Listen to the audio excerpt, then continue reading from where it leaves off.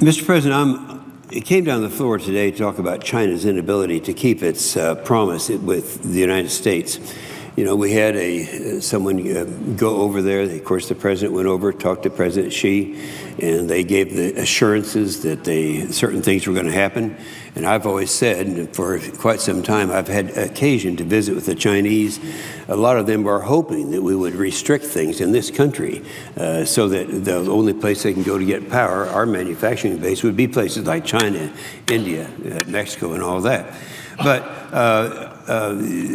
one of the wasn't really a promise, but a statement that was made by the president of China was that they would stop increasing their emissions by 2030.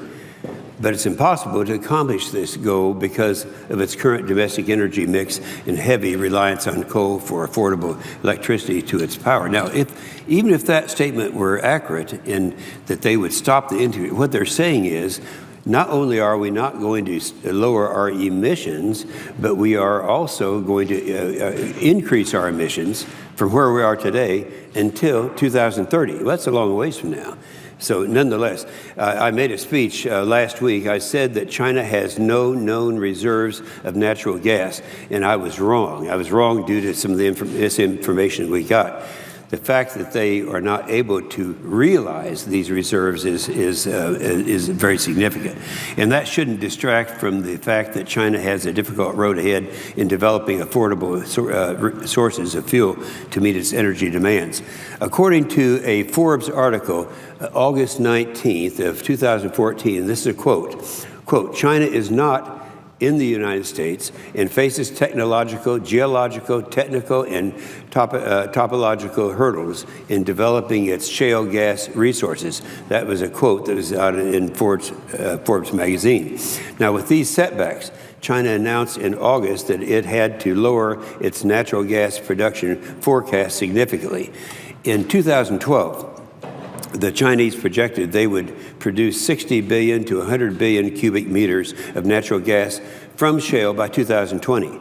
In August of this year, they cut that forecast to only 30 billion cubic meters, and an additional 30 billion cubic meters of production is expected to come from coal field sources. Now, all told, this would meet 1% of China's total electricity generation needs by 2020. That's 1%. That's all we're talking about here, if all these assumptions were right, and this is by their own admission.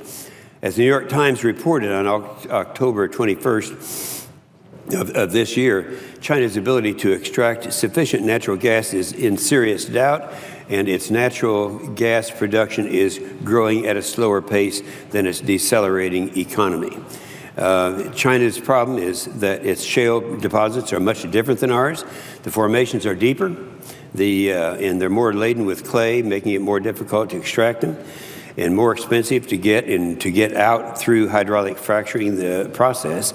I'm very familiar with this. The hydraulic fracturing actually started in my state of Oklahoma in 1948, and so we are familiar with this. And the differences here in the United States, and to say the least, the differences between the United States and China. So they just don't have a way to do that at this time, and they may not for a long period of time. Chinese companies have had a difficult time bringing online the natural gas that they found. One company, Far East Energy, recently shut a quarter of its wells for a number of technical and transportation problems, including a lack of gas gathering pipelines.